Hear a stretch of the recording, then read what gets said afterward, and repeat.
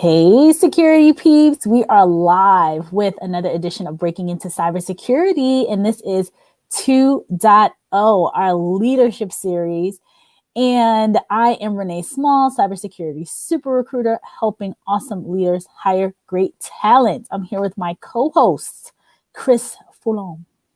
Hey everyone, security consultant and coach, and today we have an amazing guest on, Christy Rutherford. If you didn't see her last episode, make sure you go back, find it on our podcast, on our YouTube series. If you haven't subscribed already, make sure you go and you subscribe and rate us wherever possible. But Christy's last episode was phenomenal. We loved her so much. We had so many comments that we had to get her back. So today we have the privilege of having her back because she is amazing. She really is. I mean, while we're about to bring her on, a couple things before we get started. Please shout us out. Tell us where you're reaching out from, all that good stuff. Because I know with Christy and her being here last time, and I reached out to some of the folks that saw her last time. And I said, Christy's coming back. They're like, oh my God. I mean, because she brought the smoke last time. I mean, she had us in here like, hallelujah, amen, last time. And I know some people are already saying, happy Friday, everyone. Hey, Tyrone. Tyrone is here. He's talked to Christy. Lenore is here. Hello. Linda says hello. Yay, Christy. Yep, we are happy to have her. Leslie is here. Hey, Leslie. Huntsville, Alabama. Oh, cool. We got some cool places. You know what? I have to make sure that we have people kind of share where they're calling from, where they are, because we have people all over the place and it's awesome. So please subscribe. So one of the things we want to keep telling you all is subscribe to our YouTube channel. We get tons and tons and tons of people here in LinkedIn. But YouTube, poor YouTube, we don't have a lot of people on YouTube. So please go to our YouTube channel and subscribe to our YouTube channel. And what will happen is, even when you don't get the notifications on LinkedIn, because sometimes with LinkedIn, it's getting kind of interesting with the algorithms. I don't think I'm getting, it's going live as off, or, I don't think you're seeing them as often. But on YouTube, you get it every time if you subscribe. So make sure you subscribe. So a couple more shout outs and then we'll bring Christy in. Ben is here. Hey, Ben. Tyrone says, I live in Atlanta. He loves Christy. Monica says, Christy is amazing. Leslie is here from the DMV. Hey, Leslie. I didn't know you were in the DMV too. Tyrone said, it's somewhat sunny. Woo, woo, woo. Christy is outstanding. Danielle is here. Oh my God. All the peeps are here. We got to start doing these on Friday again. I feel like Friday at 1:00 Eastern, all the peeps show up. It's awesome. Linda is in Dallas. Who is that? Oh, Yamar is here. NYC, baby. The DMV. El Paso, Texas. So all these great places. And I had to see where Christy is this today. If she's in the Bahamas, if she's here, where she is. But we are going to quickly tell you very briefly about Christy before we bring her on. As Chris said, Christy came on last month, or was it the end of January, and literally left in a puff of smoke. I think we were all sitting here like, we need her back. We need her immediately. I mean, she talked about the raises that she's been helping people get over in the middle of a pandemic. So since 2020, June of 2020, Christy has been helping mostly women executives get raises, mostly in their current jobs. And she had, and when we spoke to her last, I believe it was $1.5 million in raises. And now it's up to 1.7. So I am going to bring Christy on, let her talk about all this stuff. And I mean, guys, get ready.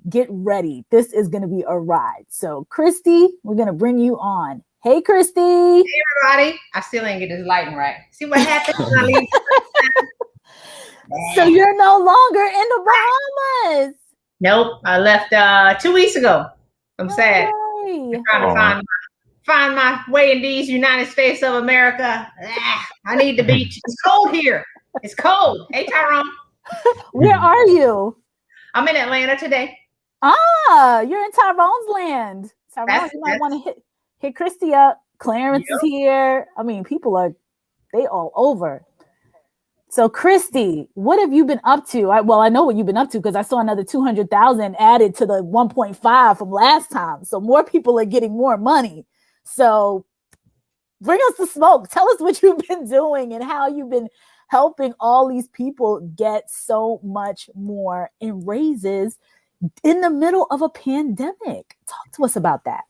You know, what's interesting is the money is the byproduct of wholeness. So really what we're going after is peace. What's the point of having money if you don't have any peace?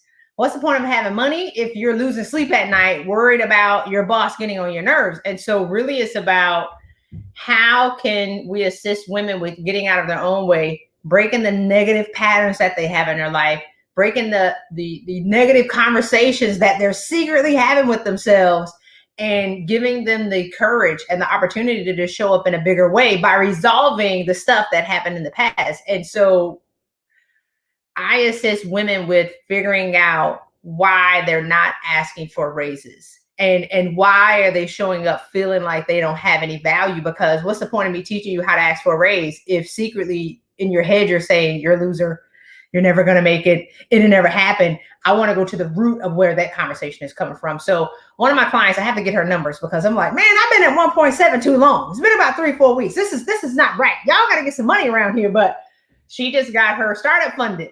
So I need to add that to my total. But we're having a lot of fun. I mean, it's setting women free to live in their highest and best selves. And then the last part, which Chris will appreciate, and the men on the line will appreciate, is a lot of our clients now see how they've been showing up in their marriages.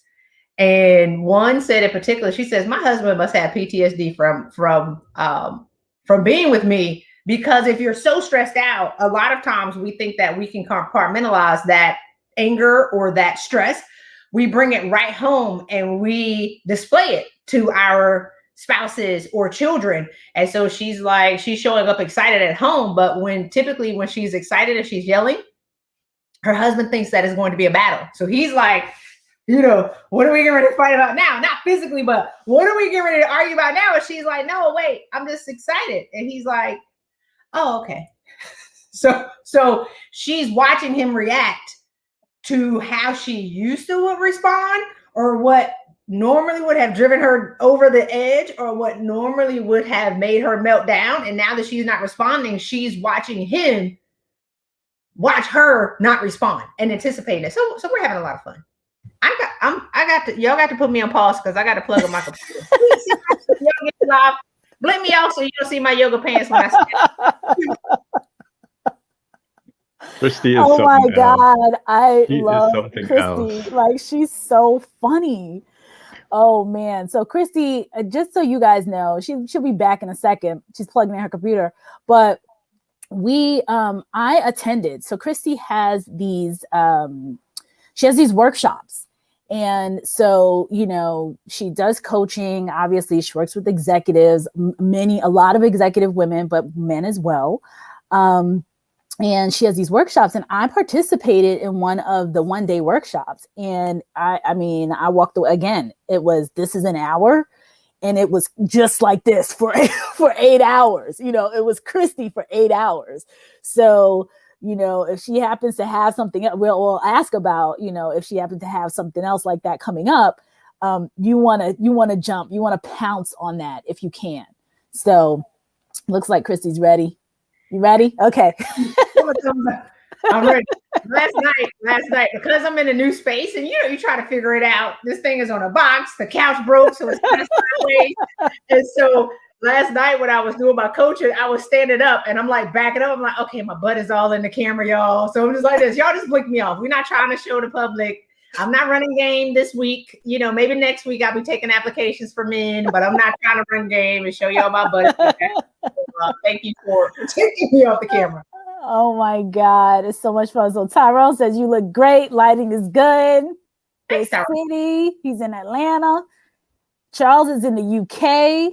So Christy, what I was telling them while you were off was that I was at one of your, we'll, dive into all these different things because we have, almost an hour with you, but you were talking about some of the women and, getting what you do. So in terms of in terms of helping like internally, and I was just sharing with everyone that I had participated in one of your programs, one of your one-day programs. I know you have multiple different ones, but this was like a one-day workshop, and I was just saying it's like this, but for 8 hours. It's like Christy going in, and your clients were on, and they were talking about their transformation was amazing, and it was so much about like the self-care. I remember one lady, either I was watching a YouTube or I think it was part of that. I can't remember. You're like all in my head now. But there was a lady who talked about, who you said that she had to, there was a couple of different things. There was the lady who, her son, who, she came in, she was like the mad mom, like she would show up and she was so angry, and like her kids, and she would walk in and everybody's like, like they don't want to be around her. And now she's like completely transformed. So family life is different. So many things are different. Then there was another lady where you talked about like you made her go, like your directive, I guess you told her, hey, you need to go walk every day, get out and get fresh air. So there was so many pieces to, you think about, like you said, you always say, it's not about the money. We're going to get the money, but it's not about the money, right? So people are they're getting these huge raises, and they know that they're worthy. And in our case, there's so much imposter syndrome. And I think that's what we started to talk about a little bit when you were on last time. You're telling yourself, I'm not, you can't even ask for the raise because you don't think you're worth an extra 50, 75, 100,000, like the kinds of numbers that you've been helping people get. Yeah. So tell us more about that. If you're showing up at work only making 150, but your value is 375, it doesn't mean that you're only valued at 150. You're actually valued at 375. What's stopping you from asking for how much you're worth? And so a lot of people are showing up at work with this limited perspective, and they're blaming their bosses, and they're saying that it's them. Well, no, it's you. Did you ask? Point blank, period. I can't wait. And I'm going to be going in. I need to separate the day of equal pay day and just start going in on people's posts where they say, pay Black women their value. Pay women their value. I'm going to be like, but did you ask though? Did you ask? Did you? Or, my favorite question, well, what's your value then? If you want them to pay you and they turn your microphone on, what are you going to say? That's the problem. So we're out advocating, pay me my value. Or what's your value? Well, what do you think my value is? No, what is your value? You're demanding that I pay you. So tell me how much you're worth. Well, if I get the algorithm and if I add up my 2 master's degrees and then I did this and then I volunteered for this and I volunteered for that, 105? What? What are you talking about? Because your boy got a certificate in candy making, right? He bringing in cotton candy on the weekends and he making 225. And another thing that women do, which is hilarious, I go in on women, it brings me joy, and they need it. Women are asking for the titles, but they don't have the money. So the men are going after the money. The women are going after the titles. So here you are, the VP of blah, blah, blah, and you're making $85,000, and he's the carpet sweeper making $225 because you're so busy fighting for the title, and he's going after the money. And then you complain that he makes more money than you, but you have the title. But ladies, what are you focused on? So let's back it up, and let me see if I can wrap up my 3 points. And it's funny because my assistant knows when people ask me stuff, she'd be like, "Christy gonna make it up while she's talking. she's gonna make it up while she's on the line." So the first thing is, what is your value? And Renee and Chris, if you were at a restaurant and they brought you 2 lobsters, this is an image that I put up. One of them has a $20 price tag on it, and one of them has a $200 price tag on it. Which one are you going to pick? $20 one. The 200. What's wrong with the 20? You want to know what's wrong with the $20 one?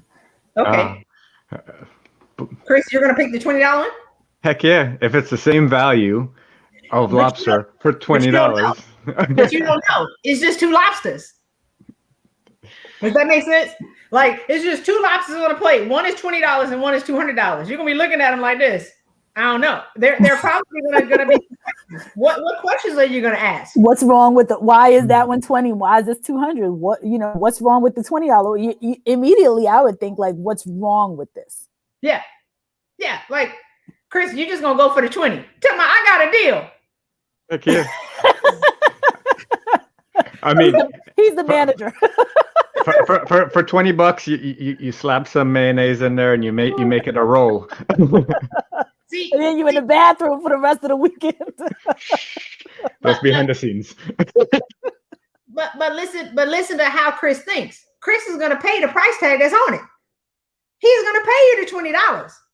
If you walk in, that's a good point. If you walk in, see, the women are more discerning. We're going to be like this. What's wrong with that $20 lobster? Like, what is that chicken in a lobster? That can't be a real lobster. There's something wrong with it. Men say, I'm just going to pay the sticker that's on it. I'm going to pay the cheaper price. They're not even going to ask questions. So when the woman walks in the room, valued at $325, and she only asked for $85, the man ain't gonna ask no questions. Cool, $85, there you go. This is a prime example of what happens. Chris is in the room saying, I'm just gonna pay you the cheaper price. He's not gonna be like, what's wrong with you? And this is what women think.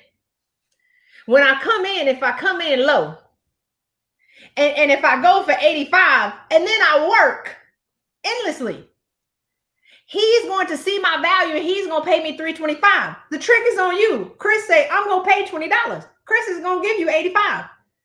Renee's going to be sitting there like, what's wrong with her at $85,000? He ain't asked no questions. He said 20. I'm going to pay you $85. That's what you asked for. That's the cheaper price. Why would I discern what's wrong with you? And then if you coming in now saying, okay, well now I've come in at 85. And I've worked endlessly. I'm running circles around the people that's making $225. Chris is gonna be like, but you, what are you talking about? I'm paying you what you asked for. I'll bump you up to 100. You ask for more, but if you don't ask for more, you don't get more. And that's what I mean. When I approach job hunting, I'm not looking at what the market value is. The market value is the market value. That's data that's out there. I'm thinking, what's my time and effort worth to the company, and whether all the things considered, if it's worth my time and effort. And then I make up a number and I go, this is what I'm valued at. And if the company likes that, the company likes that. If they don't, they don't. Yep. Market value is the label that you put on yourself. So if you walk in, I've had women ask for $425 straight up. Actually, one of them, she asked for $400. When they turned her microphone on, they said, how much, after they went through all the interviews, because, you talk about money at the end. So you got all of these people that love you. And they said, well, what do you want? She said, $400. And then stopped talking. So they said, okay, they left. They came back. Can y'all hear me clearly? Do I need to? Oh, we can hear you. You're good. Okay. Because then I'll start yelling. I need some sound barriers. They left and then they came back and they said, look, we're sorry. The job that we had open was a manager job. Managers don't make $400. The directors make $400. But give us a couple of weeks because we have to go back and re-rack the whole system to give you what you asked for. That was gangster. They had to take 2 weeks to go. They had to go to committee. They had to vote on it. They had to advocate to pay her this money. She didn't say, what's your range? Well, what title what's the job that you have available? Which box do you want to squeeze me in so I can suffer and then complain that I'm in a hostile work environment because I hate it? She said $400. They had to go and figure out how to bring her on because she knew her value. And she had other job offers in the background. So she's not so desperate for a job that she's willing to take anything. And I'll give you one more, and then y'all can ask me a question because I feel like I'm on a runaway train here. I had a double coffee this morning. It was delicious. I talked to one lady who said, and we talked about this, but this is another lady. I have stories for days for day. She said, my job paid me $100. And then I found out later the range was $1 to $150. So she said, they paid me $100, but I was so happy to get a job, I took it. So later in our conversation, like 5 minutes later, she's like, they gypped me because the range was $1 to $150. And so they only paid me $100. I said, no, you took $100. Don't forget your story. See how her story changed? Because she's going to be on Equal Pay Day talking about how her company gypped her out of $50,000. No, you snatched $100 and you ran down the street rejoicing that you had a job. You didn't even ask. What's the range? If you would have asked, they probably would have told you. That's on you. So what my whole goal while I'm on this earth talking loud, producing fruit, because the women that I coach talk like me. It's great. They don't talk as loud, but they're a little gangster. We have to stop complaining about how we're being mistreated when we're volunteer victims. How? 1. 2, we have to stop complaining that people won't pay us that value when we put ourselves on wholesale. You did that. You put the clearance stick on, talking about I'm gonna do this to get my foot in the door. You did that. They didn't do that to you. They let you do it, right? Like they didn't ask you to do it. They didn't request it, but they're gonna let you do it. And then 3, have the courage to ask for your value and stop loudly complaining that you're not being paid your value. Why don't you loudly ask? Take that same energy that you're spending over here, complaining and drinking, and put it right back over here and say, what do I need to do to grow my courage and get clear on who I am? And give myself permission to want to be more and know that I can actually do the job that I'm complaining about not having, and then just ask for your value. Absolutely. And I mean, if you're spending that much time complaining at work, turn that complaining into ways to show your value to your outside network, and then they'll see your value and they'll pick you up right away. You'll get job opportunities when you're not looking if you're authentic to yourself and sharing value. And if your company doesn't see that, they'll lose you. Yeah. Most people are loyal to dysfunction. But go ahead, Renee. I'm sorry. No, I love what Linda said. Get off the scratch and dent shelf.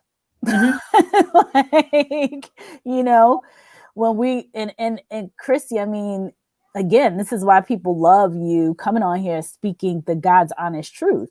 Because we do have a lot of this, endless complaining and all of this and that. And I see it being a recruiter, I see the men say this more often than not all the time, but very often the guys come in, it's like, this is what it is. And they negotiate and go back and forth. And I could almost, when the women are doing it, I'm like, ask for more, in my mind, like you need to ask for more. And they don't. And just overall, and you touched on this last time a little bit about the reasons why, our childhood, all these different reasons why we just don't negotiate. We don't, it's not the same. It's not the same. The guys are like, to Chris's point, I'm 200. That's it. I'm 250. Okay, it's not the right fit. It's not the right fit, and they move on. And then sometimes women just take anything, or it's so low. Yeah. So I'm glad you're bringing that up. But it's interesting because I watched, I was at home. Well, I was at home last week. And so we were talking about my niece and them dishes. Look, let me tell y'all something. Somebody bought my niece a dish set, just like the sink with dishes in it. I'm like, where did that come from? Like, do y'all not know? I put this on blast in public in a LinkedIn Live. Somebody bought the baby a sink only, Renee, in addition to the sink that she already got with dishes in it. So I said, the baby doesn't wash dishes. She's 3. The baby builds robots. She said, I don't build robots. I wash dishes. I said, what? Right? So I said, no, the baby doesn't wash dishes. The baby builds robots. She said, I don't build robots. I wash dishes. So I looked at her mom. I said, this conversation is upsetting me. And she's a little feisty because she acts like me. Bless the baby. But she was fighting me because these are her toys. Like I am bringing in a new script. And at 3, she's already locked into I wash dishes. And I'm like, we're creating a Harvard, or an Ivy League undergrad. And this baby talking about she washed dishes. I'm just going in her room and just throw it all away. They lucky I ain't do it. I'm gonna do it at nighttime. All that's gonna be gone. And the baby's just gonna have robots like Iron Man 3. You just have all the stuff in the room from Tony Stark. We're not doing that. But when they were at my cousin's house, little boy, they were taught to give. So the girls are just taught to share. Whatever the one thing they have to give it to somebody else and share. But she was with my cousin. I think he's 6 now. They were playing. They both were satisfied. So when he gave her something, he had to get something. So there is an exchange, as opposed to the little girl who's just taught to give the one. For the boy, he's taught to exchange. So when you think about negotiations, we think that we just have to give the one. And Chris just talked about in negotiations, men understand that there can be a back and forth. There can be that I can play with the red balloon and the yellow balloon, as opposed to teaching the girl to give her one yellow balloon to the boy. She has nothing. I was watching all this play out, and I'm like, man, I can find a lesson in anything. But that's the thing in negotiations is women are taught either I have to grab this $100,000 or, and then, because that's the only thing that I have, because I don't even know what my value is. And the men are like, my value is 200 because I'm not loyal to dysfunction. I'm not loyal to low value. I can go find this somewhere else. If you don't like it, I'm going to go somewhere else. That was a long story, but I thought it was interesting because a lot of it, again, starts long before we show up at work. Yeah. And if we can see that, Renee, we can, one, teach our kids and our cousins and the people that we care about at childhood to be different. So we're not repeating the same thing that they talked about 50 years ago. The same cycle. So true. Couple comments here before I get to Tyrone. And Tyrone said, make sure, he made a good comment up top when I said Tyrone made a comment. He's like, make sure you use that last name. He's like, I don't want my, because we got Tyrone Webb on here. We got Tyrone Guyton on here. I think I pronounced it. He said, before I get in trouble, identify which Tyrone is posted, but before I get in trouble with my wife. He's like, listen, don't get me into any problems. That's but Tyrone says, Tyrone Guyton says, what's so now the next question is, how do you measure your value? How do you measure it? Just add 40% or double it. There is no algorithm. Cool. There is no, I got this. Just double your number and ask for it. I mean, when you think about it, everyone is a unique combination of their experiences, their background, their cultures, their views. There is no two sets about it. Once you start combining all that together and you're averaging it out, then you're taking away value from some and you're adding value to others. So you have to decide if you want to give up your value or if you're going to go ask for more. And it's all about that story that you tell yourself in your head. If you keep telling yourself that you're undervalued, guess what? You're going to undervalue yourself. If you keep telling yourself that you're worth more and you deserve more and you go out and get more, guess what? Christy does it all the time. They get more. There is no, like, I have a lady who, she was a principal, and I was like, I've never seen somebody so misplaced ever in my career. How do you have all this greatness? And so I said, your value is 625. She's making a little over 100 right now. Your value is 625. Let's go get it. It's infinite. There is no like cap. Is how much can you ask for, and can you get somebody to touch and agree? You know what the problem is, Renee? Y'all touching the wrong people. So if you're at 200 and I told a lady, you're at 200, let's go get 525. She was like, what? I said, let's go get it. Can you agree with me on that? She was like, okay. She thought 200 was a lot because she made more than everybody that was around her. She was the biggest fish in the pond. So they were like, so if you're making 85 and you're looking at her at 200, and you would say, well, girl, don't you have enough? Aren't you happy enough? Because you know what happens when you go over there and you make more money. They're going to work you to death. And you don't want to be worked to death, do you? No, I don't want to work harder. Because you know what's going to happen whenever you get that. You've never been there. How you know they work harder? $85,000 a year. How do you know? You lying. You've never been there. You don't even talk to people who do it. You're lying. Okay, so let me pull it back. I'm going to be professional. So what isn't it the same thing? Like if you're the smartest person in the room, you're in the wrong room. So if you're the most expensive person in the room, you're in the wrong room. So we said, okay. So when she asked for 525, right? I wrote the script. I said, just read the paper, girl. Read the paper. I'm gonna type it out because her nerves are so toe up. Look at my math. My total comp requirement is $525,000. And then the CEO, you know what he said? He said, I see you've been doing your homework. Nice. Pow. Right. That's it. Wow. But if you say 215, that's what women do. 215, then you're mad because you hoped that Chris would say, no, lobster. Ask you 525. Chris say, so. Hurry up and get in quick. It's like an auction, right? It's like an auction. The man said, listen, y'all. I mean, if y'all get this, this was so good. The man said, there is no difference between 220. I'm taking the 20. The woman said, what's wrong with the $20? So when y'all are negotiating with men are like this. Cool. So 85. I'm not going to ask, well, is there anything else that you want? Take the $20 lobster off the plate and offer Chris the 200. Chris say, well, that's the price. That's is 1 + 1 is 2 with men. Women are the women that are complicated. Well, what's the formula in statistics that I got an F in? I had to take stats 3 times in college. Like, what's the A times B equals, times AB squared times X equals whatever. I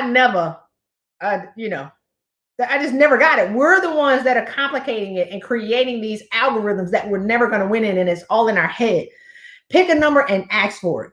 And ask somebody who makes more money than you. But this is the thing. Everybody knows that you have more value. The men will say, you know what? Renee trained me. I want an extra 30%. Renee's the best. Well, when you make that 30%, you're going to be making more than Renee. And what? Renee just didn't ask for it. I've been trained by the best. Give me my money. And then the men get it. And then the woman is like, how in the world did the 5 men that I trained for the past 5 years now make more money than me, and I work for them? Because they asked and you didn't. And they're using your name, Renee, to get the raise. I was trained by the best. Renee trained me. So y'all already know I'm Trump tight. Give me my money. And they be like this, you're right, because Renee trains the best. And when Renee trained people, Renee has trained Chris, Tom, John, and Sam. And they all performing at a higher level. Welcome. And Renee on the bottom talking about what in the world happened? Never asked. Never. So the asking is the big, big component. That's it. The asking and the confidence in the asking. The confidence. Well, that's what Christy said earlier. The courage, getting that courage up. When you anchor into what you want, they'll give it to you. But if you walk in there and be like this, so I was thinking that, and I talked about the client earlier between the 200 and 525.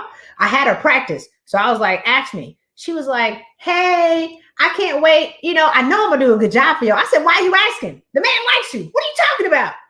Do it again. Hey, I know I'm going to come over there and do a good job for y'all. And I can't wait. What are you talking about? Why do you sound like a woman right now? Ask for your money. Say it again. Hey, she said, Christy, I said, okay, let me just type it for you.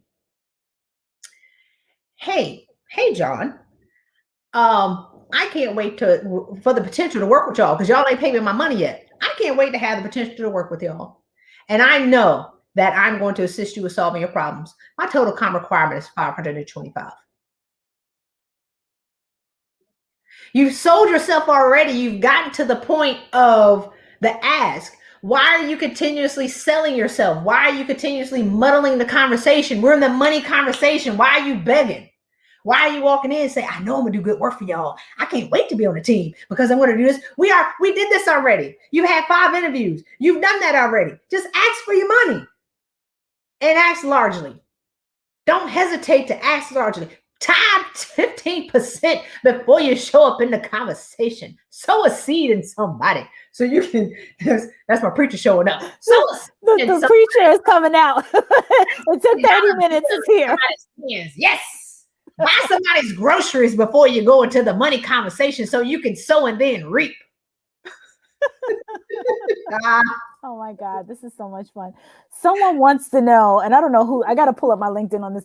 When can I receive this training? People are like, I hope she's back. Have her on more. What's going on? And like I said, I've been begging to get you back, but you're a very busy woman, obviously. Oh my gosh. Don't you have that mastermind in the Caribbean? Yeah. So if they go to you can go to change. Let me type it in. Where's the? Can I type? I can type in the comments. So yes. Okay, here it is. www.changenowwithchristy.com. Last time it didn't work, Renee, without the www for some reason. LinkedIn be tripping. But it's changenowwithchristy.com. Y'all will get on my list, and then y'all will get updated on the one-day event that we're going to do. It's going to be in May. And then I have a 3-day mastermind coming up in April. So if you go to changenowwithchristy.com, or you just send an email to say 3-day to support@ChristyRutherford.com, my assistant Marty will send you all that. So support@ChristyRutherford.com, just say 3-day. Marty gonna be like, and I haven't told her, right? So people are gonna be sending her 3-day right now, and she's gonna be like, what is this? I'll tell her when we're done. I make it up as I go along. But yeah, so I have a 3-day event coming up in April, a 3-day mastermind called Position Yourself to Win in 2021. And if you want to get some information on that, again, send 3-day to support@ChristyRutherford.com, or you can just join my list at changenowwithchristy.com. And I'm going to start doing events. I'm going to do an event in Atlanta in April. We'll be in DC in May. And so I'm going to start doing small events to just travel around and start to share this information, because it's time to get to it. So we're going to have a lot of fun this year. I cannot wait for you to be in DC. I'll be there, front row. Michael says, Christy totally captured my last attempt at pay negotiation. It ended with, do you have an offer? So it was, last time you were here, like I said, the people, let me see if there's any more comments in here. I know Gina King was making a couple of comments, how she talks about money up front. She said Chris was eating the gas station lobster. He's like, whatever. They look the same. They look the same. Not asking questions. Men aren't asking no questions. They're not gonna be like, why don't you see that? Why don't you see yourself at a higher value? Yep. Yes. When you come to DC, let us know for sure. Okay, I'll be there in May. So Gina, I gotta go back to a beach. I'm talking about, why am I on inland? I gotta go find me a beach. So we'll see what happens. I make it up as I go along, y'all. But this is how I live. People are like, where do you live? Where my luggage is. Where the luggage takes you. I love it. Gina says, you came in looking cheap. What the hell did you what did you expect? I talk about this all the time. And another thing, I just want to add in before Christy, you jump in on this one. I see it a lot, and I made this comment, I believe, the last time about in recruiting, because people don't realize how they don't realize that when they get to the end, when it's the offer stage, how much power they have. Because like you said, with that woman who went through the whole process, you go through the process, they love you, they want you. They do not want to go out there looking for another person. They found who they want. They want to move forward. And when you hit them with the number, almost always things get moved around. I've seen it a million times happen where people are like, this is my number.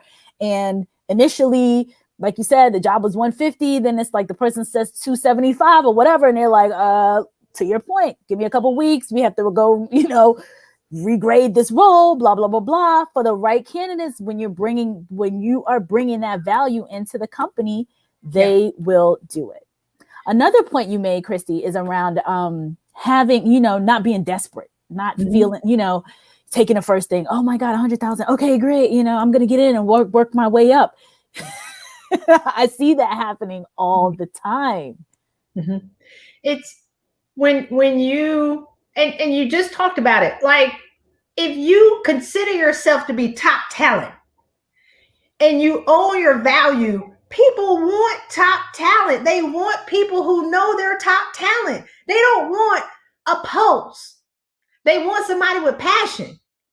I talked to a lady last week, and I hope she's watching. She probably don't like me. That's okay. I'm not here to be popular. I'm here to be effective. And if I got to bust you in your head to get you to see how you showing up, I'm okay with that. But this is how I was in the military. And I'll say this, I have to come back to this popular thing, but I was going to add real quick. Sorry, Christy. Christy's a military. Christy's like, boop, get it done. All right, go ahead.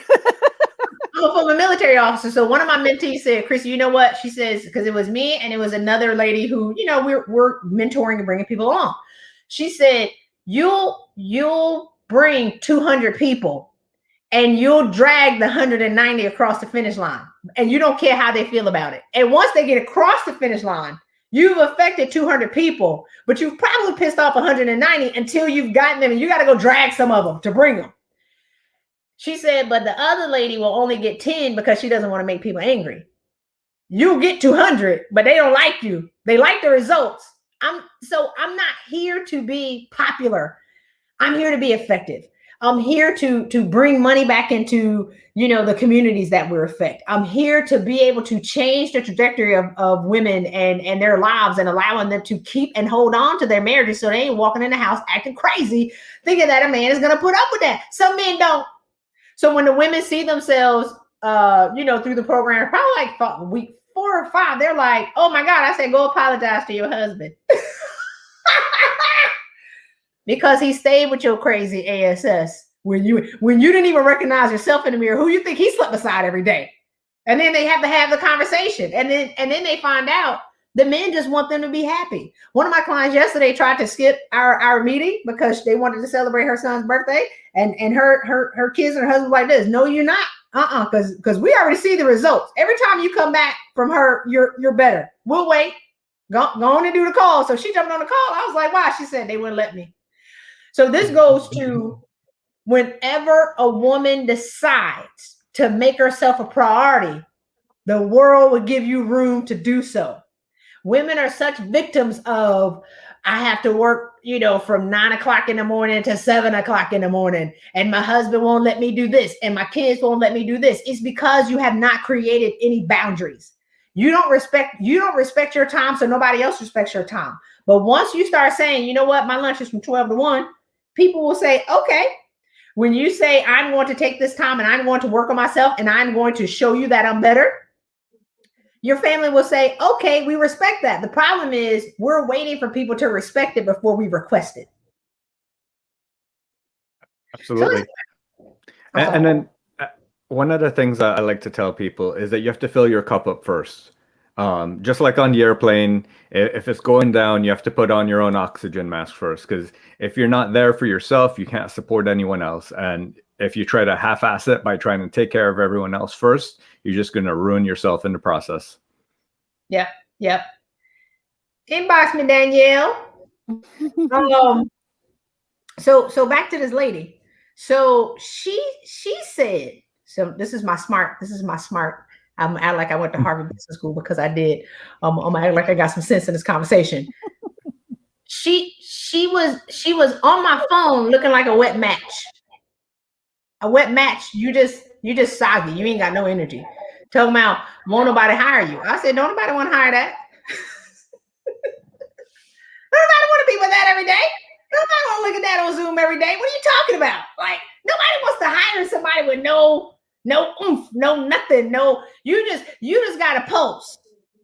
In these Rona streets, in these streets with top talent, people are looking for people with passion. I said, I'll come take every job you apply for. I don't have no qualifications that you got. I don't even have the experience that you got, but I got passion. And when they say, Christy, can you do it? Yep. Oh, I'm going to crush it. I'm going to get in there and I'm going to solve the problem for you. And I'll take that job that you actually got 15 years experience in. Why? Because I got passion and because I believe it and because I want it. And you sitting there like, so y'all going to give me a job or what? No. Denied. No. So it's not them. So this is what happened. So let me tell y'all what had happened. What had happened was she worked herself up the chain. Amazing. Rock star. Then she took time off to be a stay-at-home mom. And some people told her for every year that you're out of the workforce, I want you to address this, Renee, you lose $10,000 in value. So she did this, right? So now she re-enters here. and has not even worked herself back up to where this is. So she's resentful. See, there's a story behind why you won't get hired. It's not so black and white. I said, so, okay. So everybody that you're talking to between here are not as great as you used to be, which pisses her off. She should not even be in conversation with these people because she actually exceeded them at some point in her career. So she's looking at the interview and got like this. Oh, you shouldn't be breathing the same damn oxygen that I'm breathing right now. Why are you talking to me? So there is resentment and they can feel it. So your lethargic energy and your attitude towards give me this job because I'm qualified, they can feel all that energy in you and nobody wants to be around that. So I said, it's not them. Who told you? Women told her that she lost $10,000 worth of value. That's like, I said, you're a $2,500 Valentino jacket sitting in freaking Ross with a $200 price tag on it. You did that. You put the clearance sticker on yourself. You took yourself out of the gallery and put yourself in a half price store with a clearance sticker on it. And you mad at the market. The market didn't do that. You did that to yourself. It's like people that want to come over from like sales or business development. They were a VP and then they want to come back and start over as an analyst. And the hiring manager is going to look at you and be like, as an analyst? Nah, you're not going to stay in this job long. You're going to want to grow. And if I put you in this job, that means I have to refill it in 6 months. So no, you transfer across from where you are. You learn all the technical skills that you're supposed to in the way, but you don't start over. You go back from where you were. Exactly. You do this. You don't drop down and become a newbie because it's a new area. It's like you're bringing soft transferable skills that you've learned through management and leadership. They can train you at whatever this is going to be. But if you drop here, then again, it goes back to what you talked about, Renee. Nobody, and Chris, nobody wants to go back and fill that job. They already know you're going to quit. Yep. Yeah. Because you're overqualified. And then people get mad. So I know somebody was on here last time and they're like, I'm applying to these jobs. And when you're overqualified and, I'm overqualified, because you are, you are overqualified for that job. Nobody is going to, a manager, if you have people say this to me all the time, especially in Christy, you talk about the degrees, right? So you got a PhD, you got all this stuff. And then you apply to these entry-level jobs. It's like the manager who's over you has nothing. Gina made a comment. What did she say? No degree. Your boy is the boss's nephew. No degree, and so forth. The person doing the hiring is like, why am I bringing a PhD in here? Like this person's way overqualified. Like I don't need all that. I just need this thing. And then the person, again, to your point, becomes resentful because you're going on all of these jobs that are just not the right fit for you. It's just beneath you. And then have the nerve to say, my boss is intimidated by me because I got 2 degrees and he'll have 1. I said, well, you should be his boss. What are you talking about? Like he's not intimidated by you. You should actually be his boss's boss. He's not intimidated by you. The stories that women tell are hysterical. And people are so angry and they're mad and they're breathing hot fire. LinkedIn is prevalent with angry women talking ish about a problem that they ain't never gonna solve because they're spending all their time talking about why it's not gonna happen and defending their limitations as opposed to going after it. Never. It's exhausting. I'd be like this. Y'all ain't tired. Y'all got to be tired. I'm tired of watching. I am so with you. Like I see it and I'm just like I just roll my eyes. Half the time I'm scrolling. I was like, I can't even get into this conversation because why are we talking? Go go solve the problem, do the thing. And then you can bring up women. You can bring in women at the right rate after you're there. I remember the story that Oprah talked about. And she said that she, when they kept not paying her, she's like climbing and going up. And she said at the time, I think it probably was the 70s or 80s or whatever. And they're like, oh, that guy doesn't, that guy has a family. He should make more, all this stuff that's happening. Right. And it's straight up discriminating, like she's doing her thing. And she was like, okay. When I get to the top, I'll make the decisions. I'll know how much to pay people. So it's like you have a solution in your head. Like, okay, I see what you're doing, but I'm going to get to a point where now I get to make the decisions. And so, the constant, some of that, it's just like, oh, so it's refreshing having you on here. That's why I begged you, like, immediately, can you please come back? Because this is what I see all the time. And people get mad. You tell them, like, you can't be out here bitching like this, because then who wants to hire you? That's another thing. You're sitting on LinkedIn complaining the whole time. Who do you think wants to hire a complainer? Nobody. You're not a solutions-oriented person. You are just bitching. And it's not like the hiring managers or the recruiters don't look at your profile. We're seeing everything. See what you're typing, see what you're posting, and then go, this doesn't look like a cultural fit. There's so many people that are out there that, one guy I can think of in particular, especially with this whole election cycle, and it was just so much. And then he reached out, and I'm like, I can't even touch you. Like, there's nothing, I can't place you, even though your credentials are perfect. Nope. You're out here talking about this stuff so much that as soon as any hiring manager they click on, it's like, all you're seeing is, I hate Trump, blah, blah, blah. It's like blaring, and it overpowers your actual credentials. It's hard. They don't see it from the other side. So Pulin has a question. What if you're moving from private to federal? It's going from GS-15 to GS-13? That's the question. I want to say something about federal government, but I won't. It's a completely different arena. Like, a lot of people who are in the federal government move up through the government. So if they have, if you're willing to bite that bullet, then it's going to be two things. Either that's what you're going to do to get your foot in the door, because it's that's hierarchical structure, static, long-standing at its best, or find a federal coach who can coach you on how to navigate the process to get the GS-15. That is not so black and white in the federal government as it is in corporate. And even corporate is still not black and white. It's gray area. But I suggest that you just find somebody who works exclusively with federal government people to be able to help you navigate that process and check all the boxes that you don't know about to do that for you.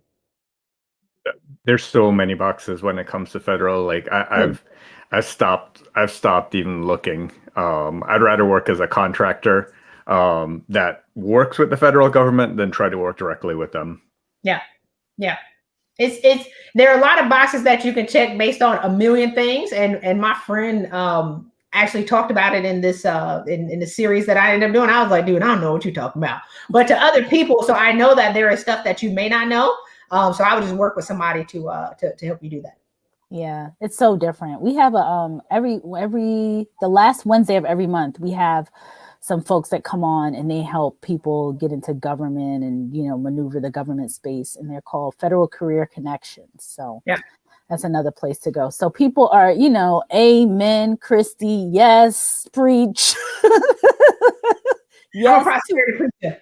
I tell people I'm a prosperity preacher because people don't like it. I talked about in the one-day event, Renee, one of the ladies said, this convicts every part of my spirit. Everything that you talked about, it is convicting me. And it's because we're accustomed to having broke conversations. Right. We're accustomed to accepting less. We're accustomed to complaining as opposed to doing something about it. And the friend who agrees with the limited perspective that you have of yourself is your greatest enemy. If your best friend allows you to complain about your job and doesn't challenge you to do something different, that's your greatest enemy in this moment. Actually, it's in your lifetime. So we've become so accustomed to being in complicit bondage because we all in bondage together, complicitly complaining about it, drinking about it. I did it in the military. We used to drink Monday, Tuesday, Wednesday, Thursday, Friday. Took a break on Saturday, and maybe we'll do brunch on Sunday to complain about how we were being treated badly. I expected to show up at work and be treated like ish, or I expected to show up and fight somebody. I expected to have an ego game. And that is an acceptable life, is to fight all the time. And so I remember when I resigned, a lot of my mentees were upset and they were like, well, Christy, who's gonna teach us now how to fight? And I said, I just don't think that we should be fighting every day. Why do I have to go to work and fight you? Like, I just don't think that we should normalize fighting. This is crazy. Right. I love this comment here. Women are so competitive in cybersecurity because they're rare, scarce, like diamonds. But remember in life, like Tetris, when you fit in, you disappear. And that's so true. And when it comes to showing your value and using social media, you want to use that to your advantage. You want to show how you stand out, not how you fit in. And that's how you'll get attention. Yep. Absolutely. But we're taught as women to fit in to the collective group. Women should be seen and not heard. Women should try to get along. Try to get along with them. Don't celebrate too loudly. You're going to be braggadocious. Don't do this. Don't do that. So here we are, have all these, these things that make us great. And so, and we don't tell anybody because, we're braggadocious or we don't want to outshine anybody. That's programmed into us long before we enter the workforce. And just the people in the workforce just reinforce what we think. And so women are just suffocating in the corner. And the difference between the men and the women that I've worked with, and I tell people all the time, I've gotten more men promoted. One day when I have nothing to do, which I don't know when that's going to be, I'm going to count the number of men that I've gotten promoted. And now I have to add that to the rack of women. Like, I've been in the game for a long time. I know y'all think I'm a young tenderoni around here because I look real young, because I don't have stress, and I'm a little cute. So, like, I've been in the game for 20 years. Like, this is writing scripts and telling people what jobs to get and having them resolve the conflict with their managers and helping them see a greater version of themselves. I've been in the game for 20 years. And men, some of the senior men that I've worked with, they're like a piece of coal that they need just a little bit of squeezing, right? Y'all remember when Christopher Reeves was Superman, and he got that piece of coal and he squeezed it and then he opened it up and it was this huge diamond. The women are already diamonds. The men are coal. They just need a little bit squeezing. You be like, let me just squeeze you just a little bit. And then you reveal the diamond and then they go get whatever they want. The women are already diamonds, but you don't like me? Well, and my shine is too bright for you. You talking about me? Let me put a little bit of gold dust on me. Let me put a little bit of coal dust on me. You like me now? Yes. Oh, you don't like all this diamond shine? Well, let me pretend to be a cubic zirconia. Do you like me now? We're taught and conditioned to be liked. We're taught and conditioned to be people pleasers. And if people don't like us, we shrink and we suffocate our souls and our authenticity and how we really want to show up to be able to appease other people. And then we're pissed off, angry, because we're pretending to be somebody else. So that underlying resentment is what's getting us in trouble the more senior we become, because don't nobody want to be around somebody with a sour face. Everyone needs a little Christy in their life. Everyone does. And I think that, Christy, I mean, every time you come on here, everything you talk about, I'm just like, you just take that. Like, we just need to sit down and talk about this slice and this slice and this slice, because it is so true. Especially, I mean, you talk about the passion. You talk about nobody wants to be around the sour face. People don't get that. And I think, what I appreciated about when you came on the first time, I was like, whoa, this woman kind of sounds like me. When you said, Black women, we own it, like should we be angry at times? Yes. Mm-hmm. But just being out here carrying that, being that angry person, who do you think is going to hire you? Who is going to hire you when you're coming in with all this anger? And so the bubbly, bright, passionate, when you talk about passion, that's all we hear about. Like, Chris and I, every time we do one of these shows, passion. We want people that are passionate. We want people who are, they love their job. They want to do more. Like, I mean, you talked about, I think last time, where the guys are like, gimme. And you have to go find you said you call the person what? A pulse. You said a wet match or a pulse. Like, and you got somebody in the corner sulking. It's like, why am I even coming to you when all these people are coming to like, gimme. I want in. And then you have this person over here that you have to try to wake up. And so it kind of goes along with the whole, that sour face, that waking up, all of that stuff. It's so true. Yeah, in you know, in the Coast Guard, I had it's 95% white male, period. So most of the people who work for me were white men. I love it. It's great. They love me. We love each other. It was awesome. So if I got my 3 to 4 young white guys who gonna crush it, they killing the game to this day because I still keep in touch. I expect excellence, and so I call them and check in. But anyway, these dudes are hungry and they gonna go crush it. So I got three white guys, and I'm a sister. Does that make sense? And then I got one wet match in the corner, a black woman, and I got my 3 white guys who gonna go kill it. As a black woman, I'm gonna, and look, let's be clear, Renee. I'm a sister. I'm in this leadership position. I'm crazy as HELL. I got my seat at the table that I got to fight every. People always talk about getting your seat at the table. Look, tell me what's going to happen after I get the seat. Because what I did not expect was I'm going to have to defend that seat every single day. We think that the fighting stops when you get your seat at the table. Oh, no, baby. Oh, the battle just begun. Buckle up, right? Arm yourself for safety. Now the fighting is really going to begin. Now I have to fight to go to work every single day. And I got to do my job. And I'm mentoring 90 black officers outside of my office. And I'm talking to, and I got to make the 160 people who work for me feel good. And I'm trying to create these national standards. And now I'm busy. And I got my 3 white hungry guys saying, I'm gonna go crush it, Miss Rutherford. And then I got my wet match sister in the corner. Nah, sister. Nah, I'm gonna choose him. Because I don't have the energy to go pick you up off the floor. Why is it my duty to come pick you up? Because you tired. I am tired. And so somebody asked me on it was on the Paul thing last Saturday, you know, what do you say to black women when other black women won't help them? We tired. When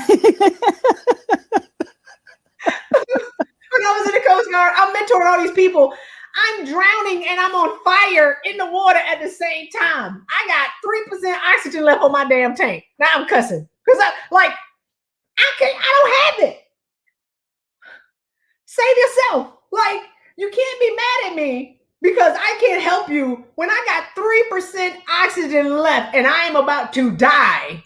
And you're like, Miss Rutherford won't help me because she won't pull me out of the water. Sis, I'm laying on the bottom, right? Like, I have nothing to give you. All that to say is, and this is what I recommend for women, join a women's networking group. And we're growing my company out. We're growing, expanding because it's greatness over here in these streets. But join a women's group in your local community and go to the Black Women of Power Conference and all these women conferences, because you're going to have women there who can give you what you need. They can give you the oxygen that you need. They can give the nourishment that you need. But if you get your ASS handed to you in your organization, what makes you think that the sister who's 2-3 levels above you is right on the magic carpet? She's getting hers too. And she doesn't have what you need. And this is what happens is, if you ask me and I can't give it, then that's going to make me feel some type of way that you just exposed my secret that I'm drowning and I'm on fire. So now I'm mad at you for pulling back the carpet to say, Chrissy, you on fire. So that's a little attitude that people are getting when they're expecting for women to help them, and they get mad and they're like, these women don't help me. It's because they're on fire too. If you're on fire and you're getting it, she's getting it too. She's getting it 3 times as worse as you. So give her a little bit of grace, you know. And this goes for all women.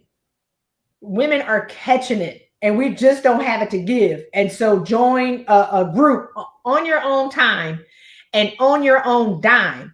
People kill me and they be like, oh, my organization should pay for it. Well, the same organization that you say holding you down should invest in your personal growth. I don't think so. What have you put in?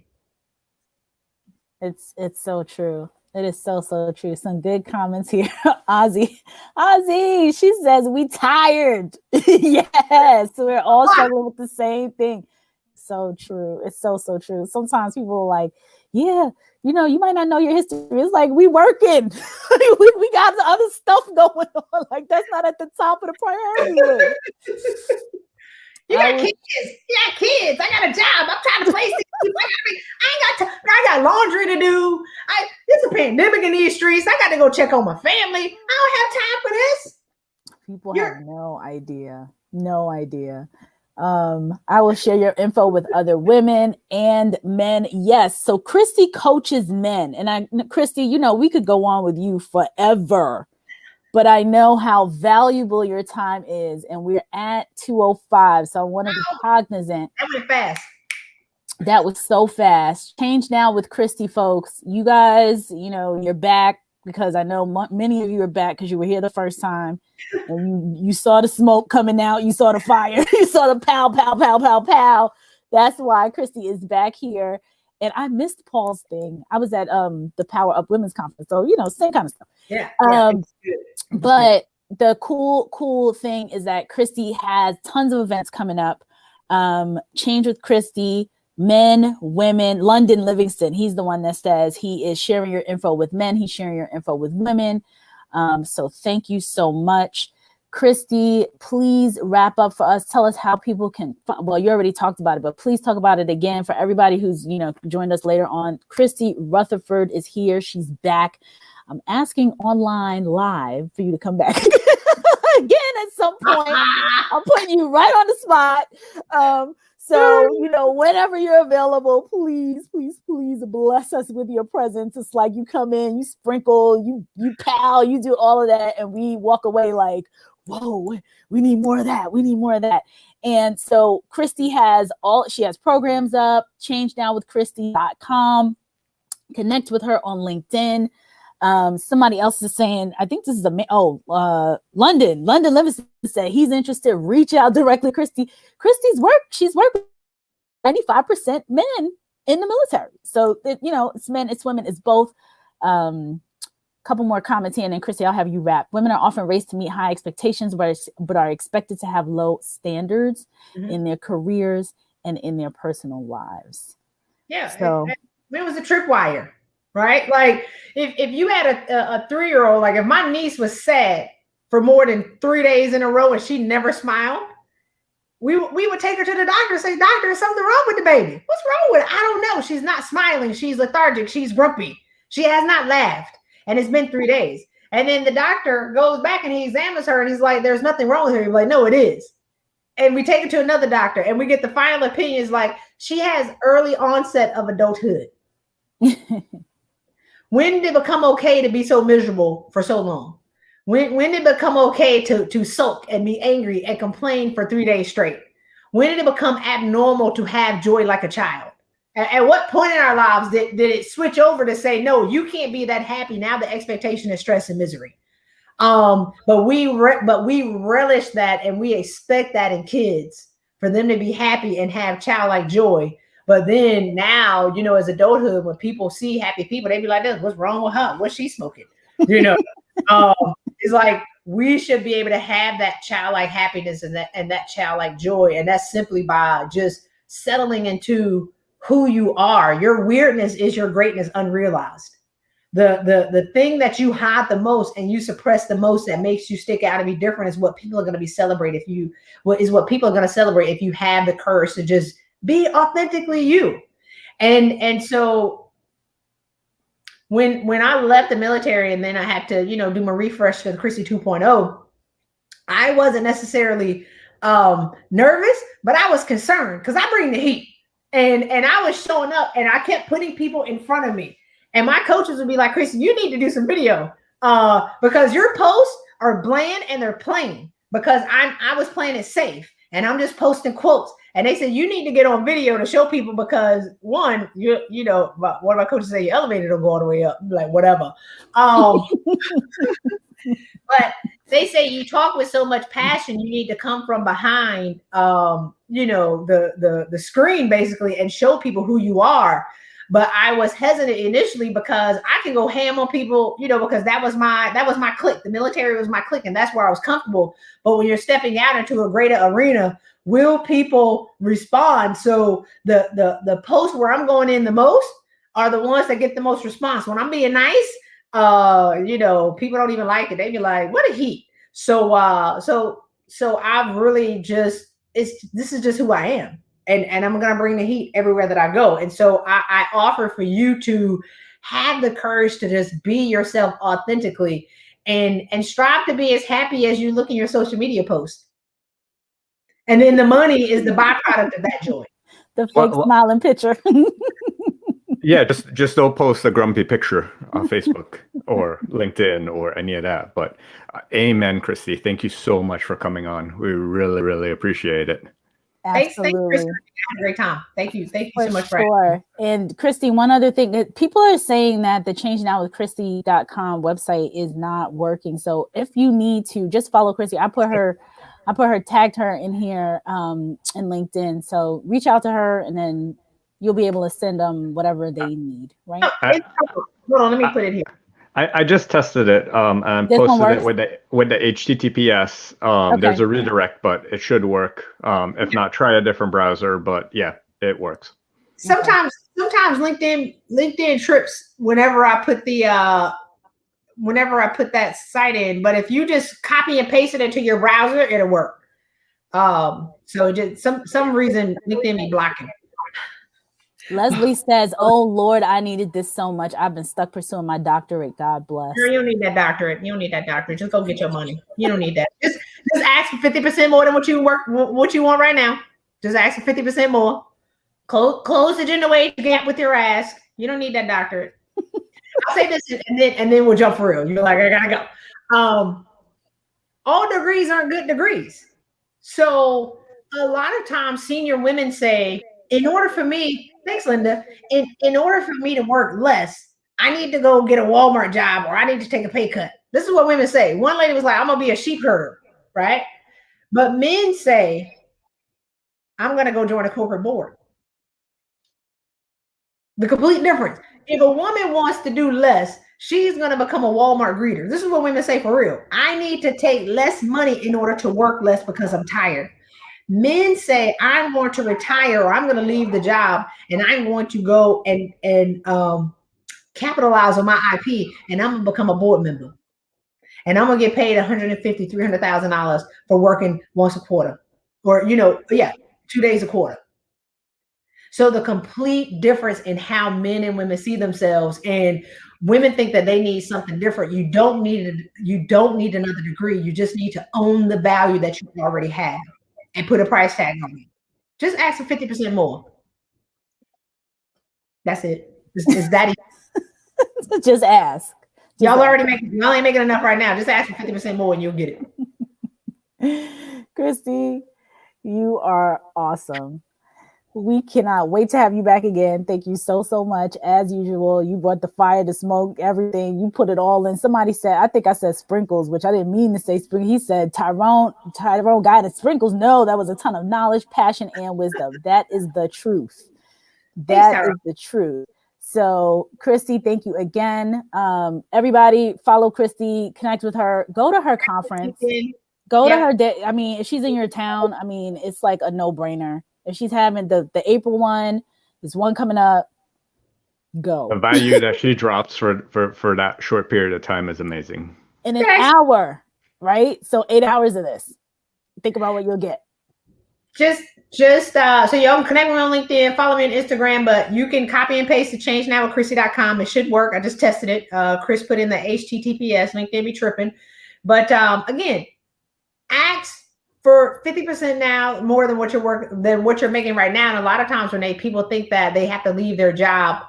But when my clients say, you know what, I'm going to leave my job, their organization immediately counters. Because your organization knows that you're working for 50% less than you deserve right now. You just haven't asked for it. And Renee, people will, it is cheaper to keep you. It is cheaper to pay you that extra $50,000 or the $100,000 than they're going to end up paying me. Then they pay me. Exactly. To go find somebody that makes twice as much and what I get paid. So it's cheaper to keep you. Just give it to you. You just got to ask for it. Awesome. Just ask. That should be that. Just ask. All right, everybody. Have a wonderful weekend, folks, and we'll see you next time on Breaking Into Cybersecurity Leadership Edition 2.0. Bye, Christy. When Christy comes on here, I start yelling too.